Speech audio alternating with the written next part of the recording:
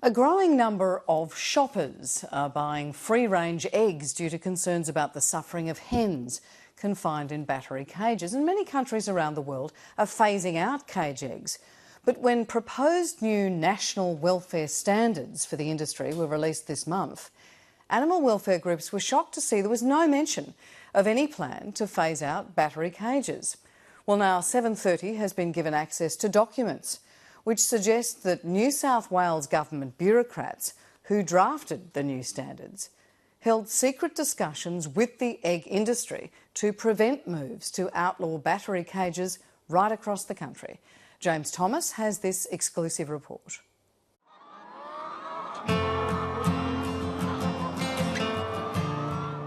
We made a choice to stick to free range. On Maury Roby's farm in Victoria, there isn't a caged hen in sight. It's important for us to allow the chickens to live their life. If you get a happy chicken, you get good quality eggs. And our production systems are showing that. While demand for free-range eggs is on the rise, hens in battery cages still supply the majority of Australians' 15 million eggs a day. Pretty incredible. One of the huge benefits that we have with the cage system is the lack of diseases. Caged egg farmers promote their industry as humane, healthy and wholesome. But away from the soothing imagery of industry ads, different videos at the other end of the extreme reveal a disturbing reality for birds in battery cages.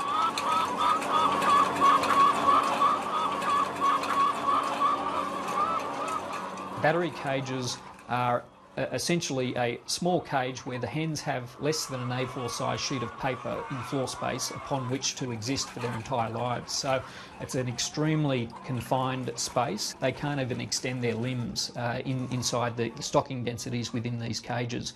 And the science is showing us that that's causing them to suffer. That suffering is creating demand for change. Pressure is mounting on Australia to ban caged eggs.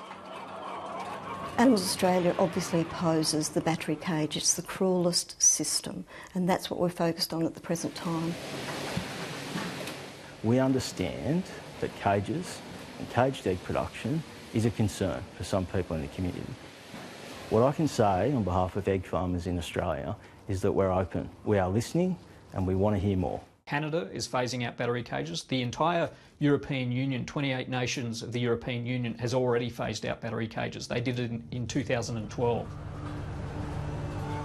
For the last 2 years, welfare groups, the egg industry and government have been working toward new Australian standards for the treatment of poultry. It was widely expected the process would lead to a ban on battery cages.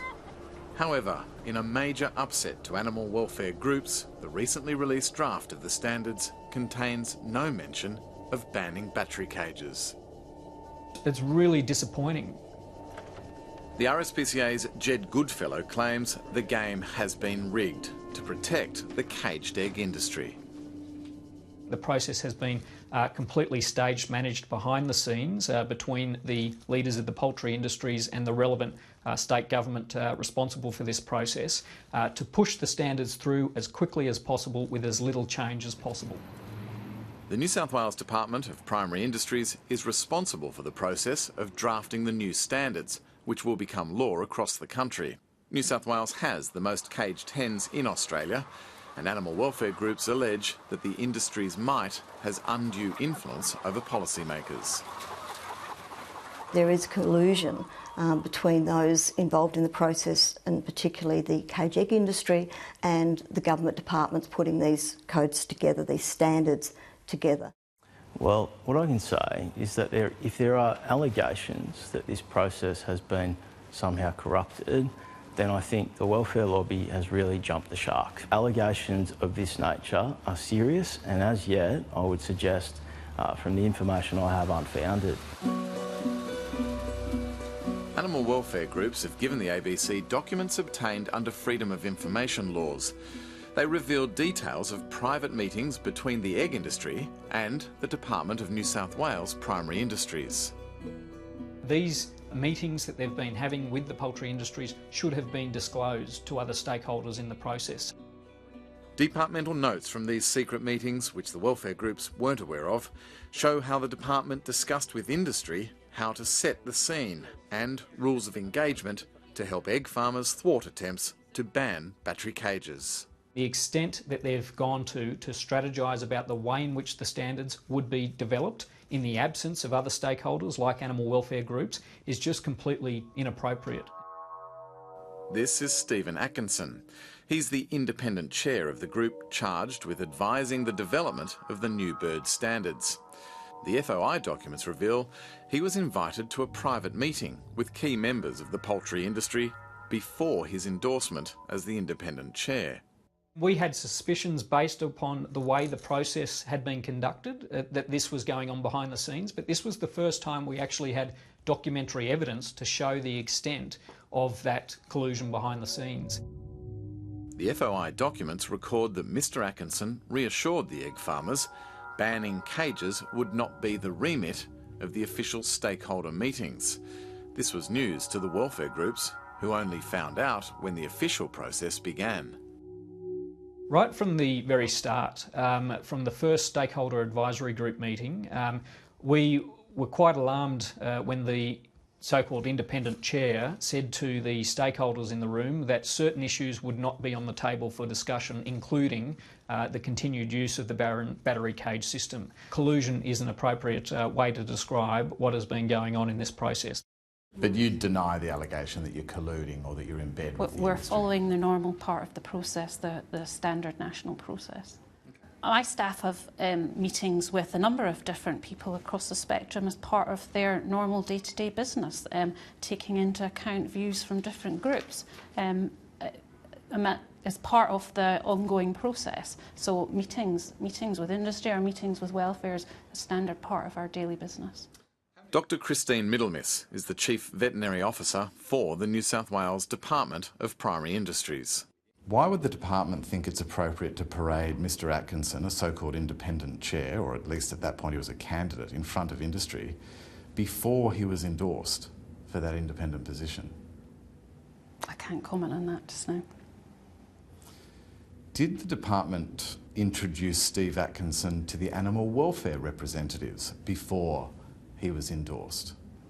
I can't comment on that. In a phone call with 7:30, Mr Atkinson did admit attending at least one of these private meetings with the industry and government. However, he denies that his position as the independent chair was compromised in any way. Similarly, the egg farmers spokesperson, John Dunn, thoroughly rejects any suggestion that his industry has unduly influenced policymakers. If there is some benefit that has been derived by the egg farming industry as a result of this supposed collusion, I am completely unaware of it. But now there is evidence of moves by government to sacrifice the welfare of birds to benefit the caged egg industry. The FOI documents reveal a veterinary officer for the department suggested removing a welfare requirement that birds have sufficient space to stand and stretch limbs, because, she wrote, you can't do this in a battery cage. We were just astounded to read that. We questioned why that was removed from the standards, and we didn't get a response. Are you surprised to see a veterinary officer saying that we should remove a key welfare principle for these animals simply because you can't do this in battery cages? We all take welfare very seriously. We understand that both industry and the community feel very strongly about welfare, and we urge them to take part in a consultation and put their views forward. So why do you think she's suggested removing a key welfare principle so that you can maintain battery cages? Without reading the context of the full document, I can't comment. It's not the first time the New South Wales Department of Primary Industries integrity has been called into question. This year, a senior department executive resigned after the ABC's Four Corners program revealed he offered confidential information to irrigation lobbyists to get them a better deal for Murray-Darling water rights. Now that same department is facing allegations it is colluding with the poultry industry. It looks, from all appearances, as an act of systemic corruption which we thought we had banished from government in Australia. Professor Thomas Clark directs the Centre of Corporate Governance at the University of Technology in Sydney. If government is meeting in secret with the industry and working out policy initiatives in the interests of the industry, this does not appear to be open or transparent government. This is a return to the past when the government did secret and often corrupt deals with those with an industry interest. This would suggest that there was that the department was not taking an objective view, that they were perhaps erring on being an industry advocate.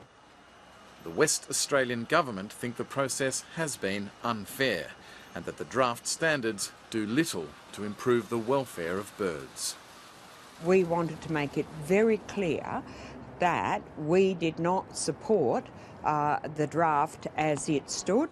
The draft welfare standards for poultry are open for public consultation for the next 2 months. The process is totally flawed. Animal welfare groups fear the final outcome is a foregone conclusion.